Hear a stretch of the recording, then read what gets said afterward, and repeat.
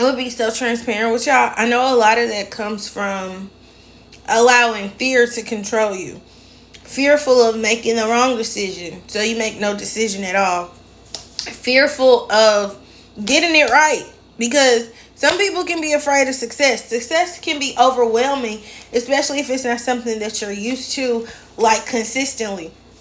I'm not talking about little one-offs here where, you may have quote unquote lucked up. But the difference between luck and failure is luck requires you to actually show up. So that's why people assume that it's luck, because for the first time you showed up and look what happened. So now in present day, I have been showing up more in my spiritual realm, in my physical realm, in my mental realm.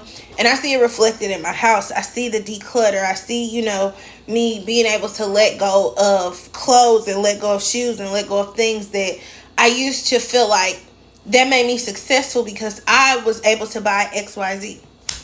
And so 3 weeks ago, I was thinking about it. However, the thought has been in my head since like 2022, coming out of the pandemic, coming out of the PPP era,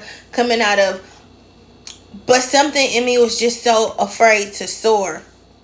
And I like to think it's because in some way, shape, or form, there was an anchor of some sort, and I really can't, because the anchor was made up of so many different pieces. Even though it was one piece, it was a lot weighing me down. And so essentially, to lose everything but still have my sanity to an extent, but that's what I asked for. Help me let go of all this shit. I don't want none of this no more. This is not even me. This is not even my life. This is not even... And God being like, okay. And I think it's just that, because like I just said, I'm expecting it to go one way.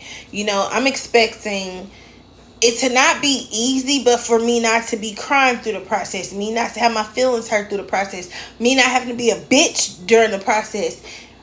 But getting to where I am now was so well worth crying in the bathroom at night by myself, journaling, having spiritual conversations with God where I'm getting angry because what are we doing, sir? Like, what are we...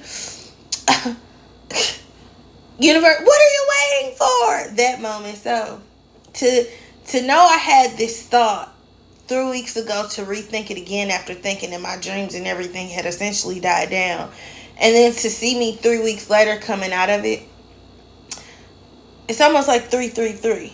We finna look up what that number means.